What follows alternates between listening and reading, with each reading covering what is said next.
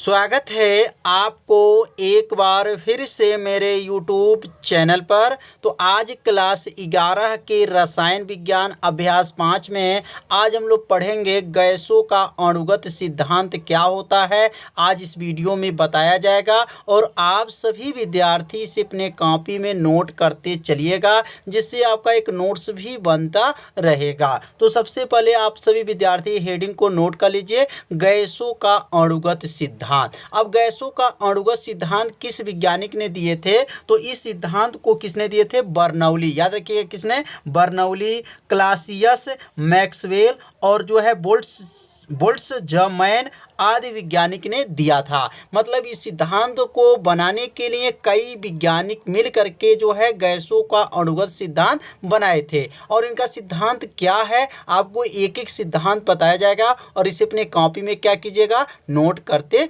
चलिएगा। तो समझ में आ गया होगा कि गैस के अणुगत सिद्धांत किस वैज्ञानिक ने दिए थे। तो ये वैज्ञानिकों का नाम जो है आप सभी विद्यार्थी क्या कीजिए, नोट कर लीजिए। अब यह सिद्धांत जो है किस गैसों के लिए है? तो यह जो सिद्धांत जो बना है यह आदर्श गैसों के लिए है। किस गैसों के लिए? आदर्श गैसों के लिए है। तो लिखेंगे ये सिद्धांत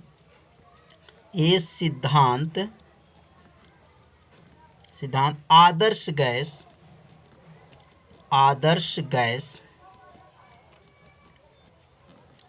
गैस के लिए है।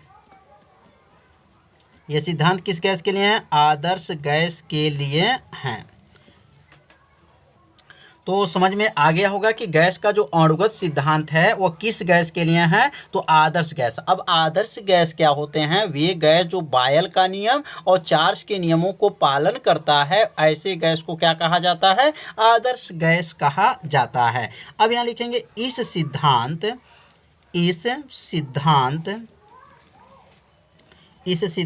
की मुख्य जो है अभिधारणाएं क्या हैं?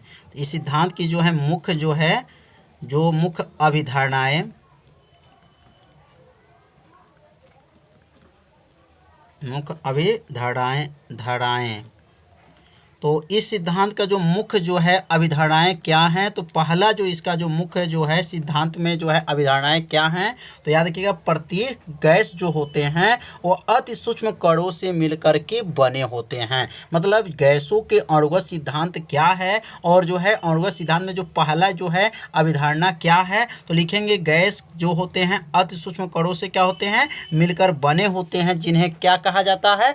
अणु कहा जाता है। तो यहाँ लिखेंगे प्रत्येक गैस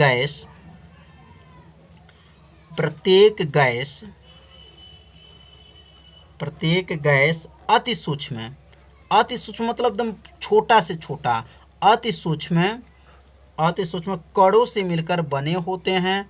अति सूक्ष्म कणों से मिलकर बने होते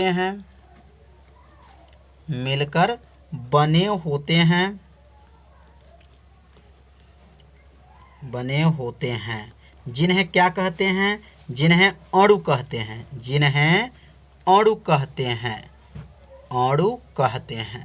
तो पहला समझ में आ गया होगा कि गैसों के अणुगत सिद्धांत में पहला क्या अभिधारणाएं थे? तो प्रत्येक गैस जो होते हैं अति सूक्ष्म कणों से क्या होते हैं? मिलकर बने होते हैं, जिन्हें क्या कहा जाता है?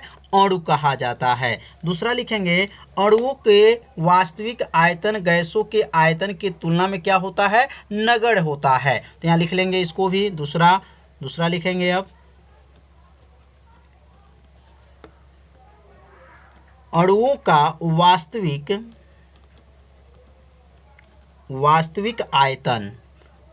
आयतन जो है किसका है? अणुओं का जो है वास्तविक आयतन गैसों के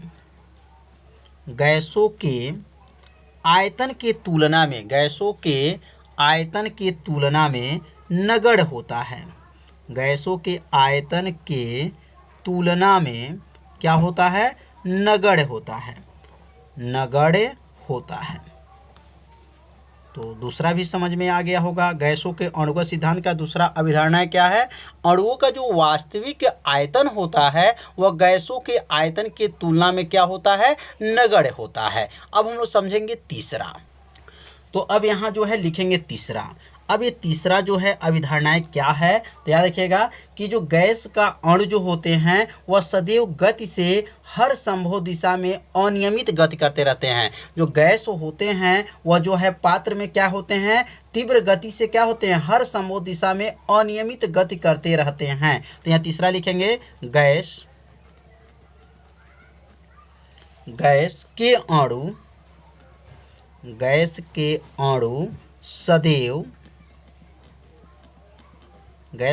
सदैव क्या होते हैं, तीव्र गति, तीव्र माने तेज, तीव्र गति से हर संभव दिशा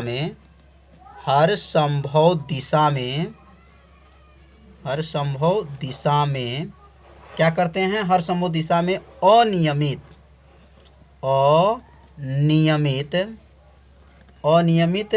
गति करते रहते हैं। अनियमित क्या करते हैं, गति करते रहते हैं।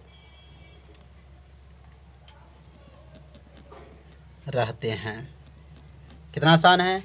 जो गैस के जो अणु होते हैं वह सदैव क्या होते हैं, तीव्र गति से हर संभव दिशा में अनियमित क्या करते हैं, गति करते रहते हैं। तो तीसरा भी समझ में आ गया होगा। अब चौथा समझेंगे। चौथा क्या है, तो लिखेंगे गैस के अणु जो होते हैं वह सीधी रेखा में प्रत्येक दिशा में भिन्न भिन्न गति से क्या करती हैं, गति करते हैं। तो तीसरा लिखेंगे गैस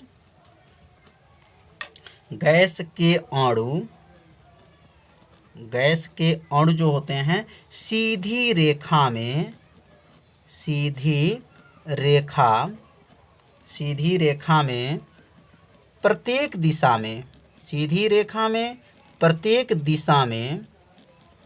प्रत्येक दिशा में भिन्न भिन्न क्या लिखेंगे, भिन्न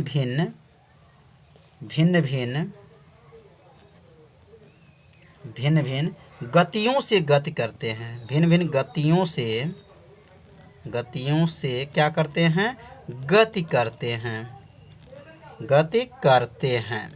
तो चौथा भी समझ में आ गया होगा कि गैस के जो अणु होते हैं वह सीधी रेखा में प्रत्येक दिशा में भिन्न भिन्न गतियों से क्या करते हैं, गति करते हैं। और पांचवा लिखेंगे, ये सब क्या बताया जा रहा है, तो गैस के अणुगत सिद्धांत की जो है अभिधारणाएं बताया जा रहा है। और पांचवा है गैस के अणु का मध्य जो होता है अंतरा अणुक आकर्षण बल जो होता है वो नगण्य होता है। मतलब गैस के अंदर जो है अंतरा अणुक आकर्षण बल होता है तो वह क्या होता है, नगण्य होता है। तो इसको लिख लेंगे पांचवा में गैस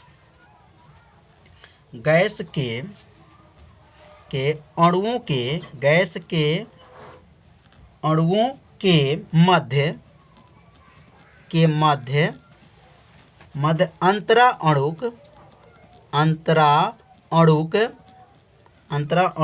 आकर्षण बल, अंतरा अणुक क्या होता है, आकर्षण बल क्या होता है, नगण्य होता है। तो समझ में आ रहा होगा, जो गैस के अणु होते हैं उसके मध्य में जो है अंतरा अणुक होते हैं, आकर्षण बल होता है, वो क्या होता है, नगण्य होता है। तो पांचवा भी समझ में लिए होंगे। छठवां है गैस का दाब जो होता है उसके अणुओं के पात्र के दीवारों के टकराने के कारण ही उत्पन्न होता है। तो यहाँ लिख लेंगे छठवां जो है, छठवां क्या है, तो लिखेंगे गैस का दाब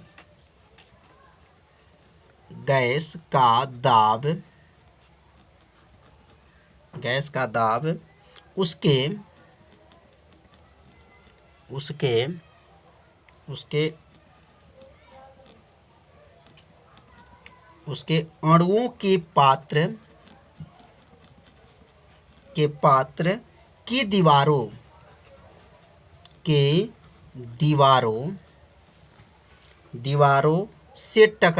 दीवारों से टकराने या टकरो के कारण होता है, उत्पन्न होता है। कितना आसान है। क्या लिखेंगे, गैस का दाब जो है उसके अणुओं के पात्र के दीवारों के टकराने के कारण ही क्या होता है, उत्पन्न होता है। मतलब गैस का दाब कैसे उत्पन्न होगा, तो गैस का जो दाब होता है उसके अणुओं के जो पात्र होते हैं मतलब बर्तन होते हैं उसके दीवारों के टकराने के कारण ही क्या होता है, उत्पन्न होता है। तो समझ लिए होंगे। अब यहाँ लिखेंगे गैस के अणुओं की गति पर गुरुत्वाकर्षण बल का प्रभाव क्या होता है, नगण्य होता है। मतलब उसके अंदर गुरुत्वाकर्षण बल का जो है उस पर प्रभाव कोई नहीं रहता है। तो यहाँ लिखेंगे सातवां लिख लेंगे, सातवां लिखेंगे गैस के अणु, गैस के अणुओं की गति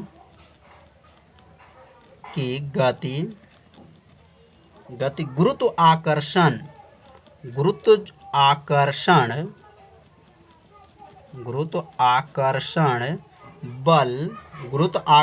बल का प्रभाव, गुरुत्वाकर्षण बल का प्रभाव क्या होता है, गुरुत्वाकर्षण बल का प्रभाव नगण्य होता है। गुरुत्वाकर्षण बल का प्रभाव नगण्य होता है, मतलब उसके अंदर जो है गुरुत्वाकर्षण बल नहीं होता है, नगण्य होता है। तो सातवां भी समझ में आ गया होगा। और अगला जो लिखेंगे गैस के जो अणुओं का जो गतिज ऊर्जा होता है उसके परम ताप के जो है समानुपाती होता है। तो यहाँ लिखेंगे सातवां लिखेंगे सातवां हो गया। अब आठवां लिख लेंगे गैस के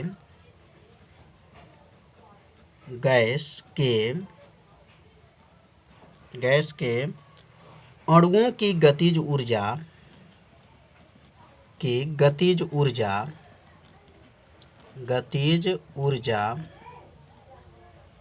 ऊर्जा क्या होती है, उसके परम ताप, गतिज ऊर्जा उसके परम ताप के समानुपाती, उसके परम ताप के क्या होती हैं, समानुपाती होती हैं, या अनकर्मानुपाती भी लिख सकते हैं, समानुपाती होती हैं। तो यह 8 जो है गैसों के जो है अणुगत सिद्धांत के क्या थे, अवधारणा था। तो यह अवधारणा को आप सभी विद्यार्थी अपने कॉपी में जरूर नोट कीजिए और इसे 2 बार पढ़िए, आपकी यह अवधारणा क्या होगा, याद हो जाएगा। तो अब हम लोग पढ़ेंगे गैसों के अणुगतिक समीकरण क्या होता है। तो यहाँ हेडिंग नोट कीजिए, गैसों के अणुगतिक समीकरण, अणुगतिक क्या है, समीकरण क्या होता है। बहुत आसान है, बस थोड़ा सा आप लोग को ध्यान देना है, आपको याद हो जाएगा। गैस के अणुगतिक समीकरण क्या है, तो गैसों के, इसका उत्तर होगा गैसों के अणुगत सिद्धांत पर आधारित समीकरण को गैसों के अणुगत समीकरण कहते हैं। बस इसे एक बार पढ़िएगा, आपको याद हो जाएगा। तो इसे पहले यहाँ पे लिख लीजिए। अब यहाँ पर गैसों के अणुगति सिद्धांत पर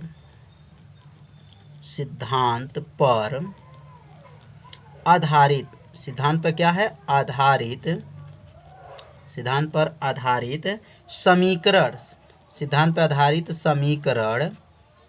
आधारित समीकरण को क्या कहेंगे, गैसों के आधारित समीकरण को क्या कहेंगे, गैसों के अणुगत समीकरण कहते हैं, अणुगतिक समीकरण कहते हैं। कितना आसान है, इसे 2 बार पढ़िए, आपको ये नियम क्या हो जाएगा, याद हो जाएगा।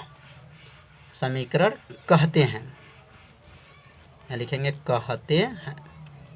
तो एक बार इसे और पढ़ेंगे, गैसों के अणुगत सिद्धांत, जो अभी हम लोग ऊपर पढ़े हैं, गैसों के अणुगत सिद्धांत पर आधारित समीकरण को क्या कहेंगे, गैसों को अणुगत समीकरण कहा जाता है। यहाँ पे एक सूत्र है, गैसों का अणुगत जो सिद्धांत का जो समीकरण क्या है, PV बराबर होता है। सूत्र को याद रखिएगा, क्योंकि इस सूत्र की सहायता से न्यूमेरिकल हल किया जाएगा। 1/3 m और यहाँ लिखेंगे n V², यहाँ लिखेंगे मैक्स। मैक्सिमम इसको बोला जाता है। तो यहाँ जो सूत्र क्या लिखे हैं, पी भी बराबर हो गया 1/3 यम एन भी स्क्वायर क्या है, मैक्स है। अब इसमें पी का क्या नाम है, भी का नाम क्या है, यम का नाम, एन का नाम, भी मैक्स का नाम क्या है। अब यहाँ नीचे चाहे नोट कर सकते हैं।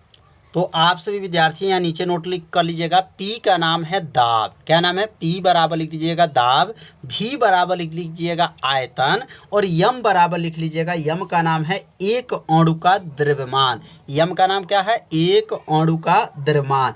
और एन का नाम है गैसों के अणुओं की संख्या, क्या नाम है, गैसों के अणुओं की संख्या। और भी स्क्वायर मैक्स लिखा गया है तो इसको कहेंगे अणुओं का वर्ग माध्य मूल वेग, क्या लिखेंगे, अणुओं का वर्ग माध्य मूल, इसको कहा जाता है भी मैक्स को। तो यहाँ पे नीचे चाहे तो लिख लीजिएगा पी का मान भी बराबर, यम बराबर, एन बराबर और भी बराबर, इसका नाम नीचे नोट जरूर कर लीजिएगा। तो आज का पढ़ाई कैसा था, आप सभी विद्यार्थी जरूर कमेंट कीजिएगा, वीडियो को लाइक कीजिएगा। यदि चैनल पर पहली बार आए होंगे तो चैनल को सब्सक्राइब और घंटी दबाना मत भूलिएगा, क्योंकि यह लाइव क्लास आपके लिए ही चलाया जा रहा है। तो मिलते हैं अब अगले भाग में, तब तक के लिए सभी विद्यार्थियों को नमस्कार।